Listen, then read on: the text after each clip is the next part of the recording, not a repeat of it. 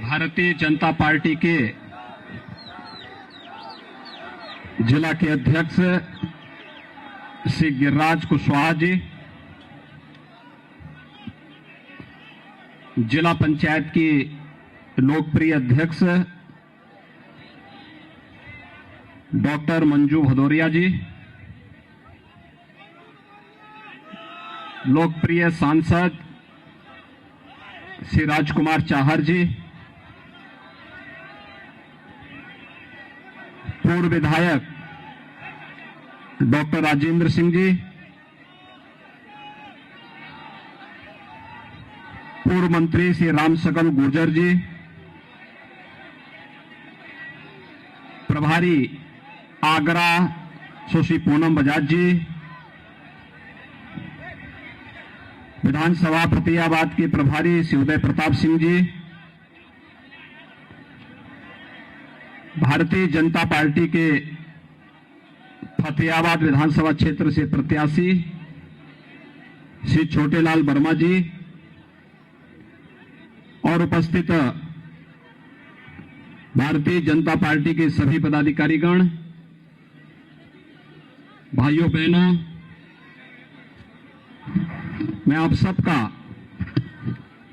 आगरा के इस फतेहाबाद में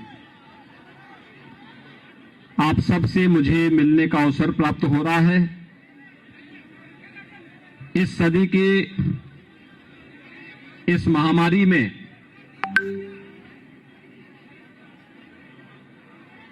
जब पूरी दुनिया कोरोना महामारी से त्रस्त है, तब प्रधानमंत्री मोदी जी के नेतृत्व में कोरोना महामारी की प्रथम, द्वितीय और तृतीय लहर को पूरी तरह नियंत्रित करने का जो अभियान भारत के अंदर चल रहा है, पूरी दुनिया ने उसे सराहा है। और भाइयों बहनों, ये 3 चरणों के भले ही कोरोना महामारी से बचाव के बेहतर उपाय किए गए हों, लेकिन ये बीमारी तो है और इसमें सतर्कता और सावधानी के लिए भारत निर्वाचन आयोग ने जो गाइडलाइन तय की है, उसका पालन करते हुए कम संख्या में जनता जनार्दन को तकनीक के माध्यम से अपनी बात को पहुंचाना। और मुझे प्रसन्नता है जो उत्साह इस शमशाबाद में फतेहाबाद विधानसभा क्षेत्र से जुड़े हुए आप सभी जागरूक मतदाताओं ने आज व्यक्त किया है। मैं इसके लिए आप सबका हृदय से धन्यवाद देता हूं, अभिनंदन करता हूं। और भाइयों बहनों, आप सबका आह्वान करता हूं कि हमें कोरोना महामारी से भी लड़ना है और कोरोना महामारी की ही एक तरह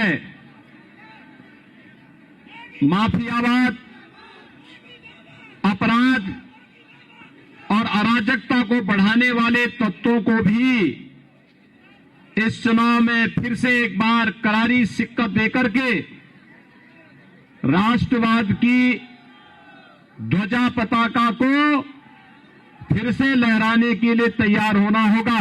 और इस दृष्टि से आज मैं विशेष रूप से आपके बीच में यहां पर उपस्थित हुआ हूं। भाइयों बहनों, आपने देखा होगा कोरोना कालखंड में समाजवादी पार्टी रही हो या बहुजन समाजवादी पार्टी या कांग्रेस, इनके नेताओं का कहीं अता पता नहीं था। डबल इंजन की भारतीय जनता पार्टी की सरकार ही आपकी सेवा के लिए लगी थी। जब सपा और बसपा के नेता आपके संकट में साथ नहीं हो सकते, तो इन अवसरवादियों को चुनाव में सबक सिखाने का सबसे अच्छा अवसर आपके पास भी है। जो संकट का साथ नहीं, वह हमारा सच्चा साथी नहीं, वह तो अवसरवादी है। और भाइयों बहनों, अवसरवादी कभी सच्चा हितैषी नहीं हो सकता। हमें इस बात को ध्यान में रखना होगा।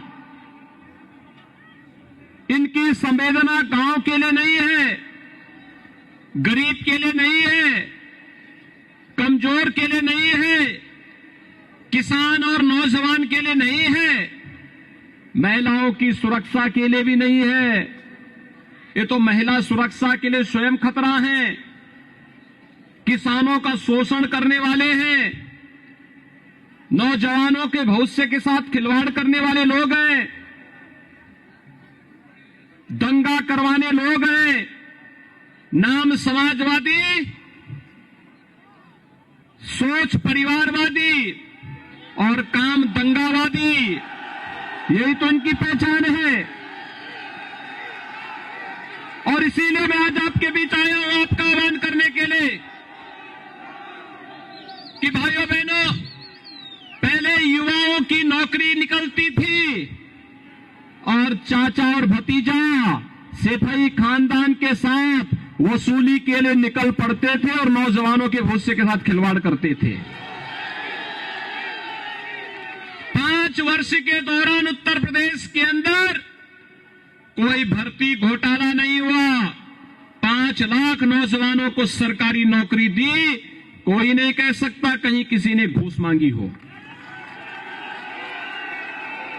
आखिर वो 5 लाख नौजवान आप ही के गांव का, आप ही के घर का, आप ही के अगल बगल का, आपके का नातेदार रिश्तेदार का ही पुत्र रहा होगा, आप ही का साथी युवा रहा होगा।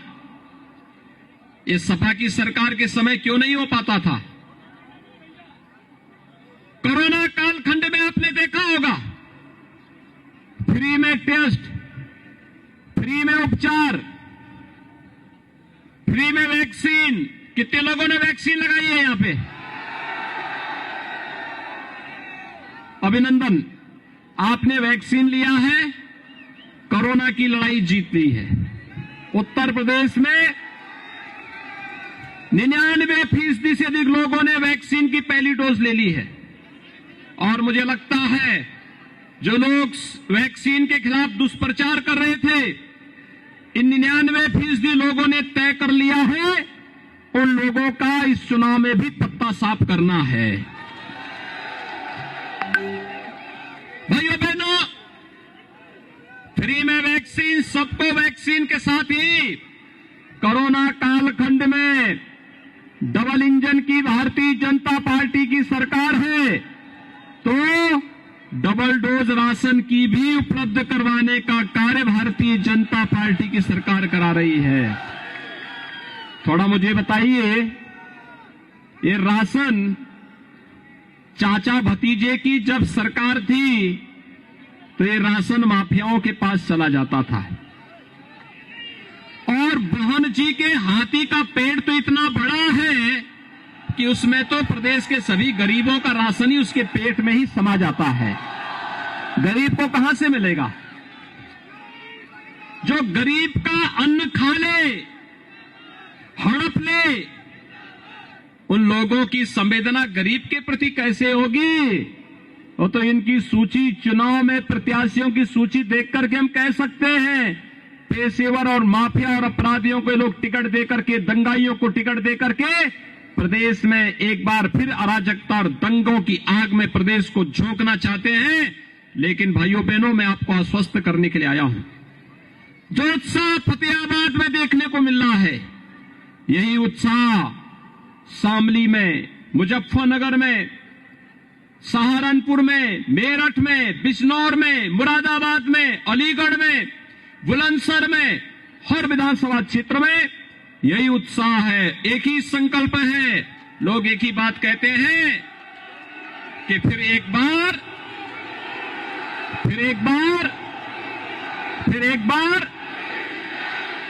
भाजपा सरकार लाने के संकल्प के साथ जनता ने कमर कस ली है।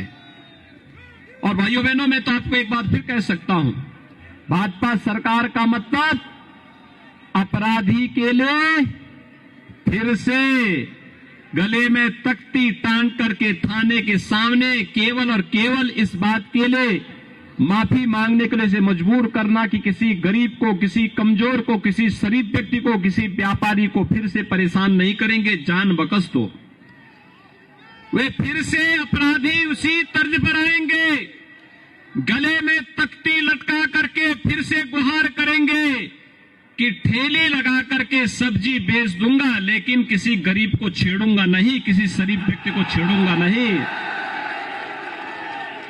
और माफिया तो जो चुनाव की पहली चुनाव की घोषणा के बाद अपने बिलों से निकल करके वे तैयारी कर रहे थे कि फिर से अपने लिए कोई रास्ता निकालेंगे, जनता के अपार उत्साह को देख करके उनको फिर लगता होगा कि 1.5-2 महीने भले जैसे तैसे गुजरे 10 मार्च के बाद फिर क्या होगा उनका, क्योंकि 10 मार्च के बाद फिर डबल इंजन की सरकार का बुलडोजर जब चलेगा किसी माफिया के हराम की कमाई पर।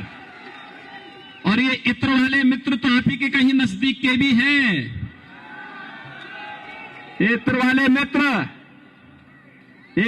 मित्र तो गरीबों का ही सब हड़प जाते थे, गरीबों का मकान, गरीबों का अनाज, गरीबों के जो शौचालय, गरीबों के उपचार का पैसा, ये सब हड़प जाते थे। और इसीलिए तो समाजवादी पार्टी को ज्यादा पीड़ा हुई जब इत्र वाले मित्र पर जेसीबी चली और वहां से नोट की ढेर निकलने लग गई। और इसलिए भाइयों बहनों, गांव के लिए, गरीब के लिए, किसान के लिए, नौजवान के लिए, महिलाओं के लिए ईमानदारी के साथ कोई कार्य कर रहा है तो वह है भारतीय जनता पार्टी की सरकार। हमने किया है और हम करेंगे।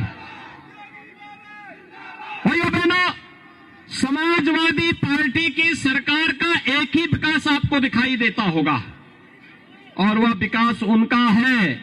समाजवादी पार्टी की सरकार का विकास अगर आपको देखना है तो वह सड़क पे नहीं दिखाई देगा, वह केवल और केवल कब्रिस्तान की बाउंड्री वॉल के रूप में दिखाई देगा, बाकी और विकास उनका नहीं है। कब्रिस्तान की बाउंड्री वॉल के अलावा समाजवादी पार्टी का कोई विकास नहीं। और भाइयों बहनों, ये डबल इंजन की भाजपा की जो सरकार थी ना, या जो सरकार है ना, इसी सरकार ने उसी पैसे को तीर्थ और धामों के विकास में लगाया। आज हम बटेश्वर में भी विकास करा रहे हैं। आज हम लोग ब्रज तीर्थ विकास परिषद का गठन करके विकास की प्रक्रिया को तेजी से आगे बढ़ाने का कार्य कर रहे हैं। और यह भी राष्ट्र नायकों को सम्मान देने में दम होना चाहिए। जब सोच ईमानदार तो काम भी। तो दमदार कार्य कैसे होता है? पिछली सरकारें औरंगजेब जैसे दुर्दांत आक्रांताओं के नाम पर अपनी संस्थाओं का नाम रखती थी। हमारी सरकार आई, उन्होंने कहा कि आगरा म्यूजियम का नामकरण औरंगजेब के नाम पर नहीं, आगरा म्यूजियम का नाम छत्रपति शिवाजी महाराज के नाम पर होना चाहिए। आज आगरा जनपद विकास की एक नई प्रक्रिया के साथ जुड़ रहा है और उस प्रक्रिया के साथ जुड़ने के लिए ही मैं कह रहा हूं, 1 करोड़ यूथ को टैबलेट और स्मार्टफोन देने की कार्रवाई चल रही है। 1 करोड़ युवाओं के हाथों में टैबलेट होगा। स्मार्ट युवा, अब स्मार्ट सिटी ही नहीं, यूपी का युवा भी स्मार्ट होगा और उस स्मार्ट युवा के लिए ये स्मार्टफोन और टैबलेट उपलब्ध कराए जा रहे हैं। हर नौजवान के लिए रोजगार की पुख्ता व्यवस्था की जा रही है। और इसके लिए भाइयों बहनों, आज मैं आपके पास आया हूं। छोटेलाल वर्मा को भारतीय जनता पार्टी ने अपना प्रत्याशी बना करके इस चुनावी समर में आपके सामने उतारा है। सुरक्षा, सुव्यवस्था, सुशासन कैसे होना चाहिए? 5 वर्ष के अंदर बिना रुके, बिना डिगे, बिना झुके और बिना हटे भारतीय जनता पार्टी की सरकार ने प्रदेश के अंदर यह करके दिखाया है। और आज आइयो आप भाइयों बहनों, जब 10 फरवरी को चुनाव होंगे, मेरी आप सबसे अपील होगी, 10 फरवरी के चुनाव में भारतीय जनता पार्टी के प्रत्याशी श्री छोटेलाल वर्मा को कमल चुनाव चिन्ह पर भारी बहुमत से विजयी बनाने की अपील आप सबसे करने के लिए आज मैं आपके बीच आया हूं। भाजपा के समर्थन में आप सभी लोग हैं, सभी लोग, जहां तक मेरी आवाज जारी है, दोनों हाथ उठा करके मुझे बताओ, सभी लोग भाजपा के समर्थन में हैं, एक एक वोट भाजपा को देंगे? तो भाइयों बहनों मेरे साथ जोर से बोलेंगे, भारत माता की, भारत माता की, भारत माता की।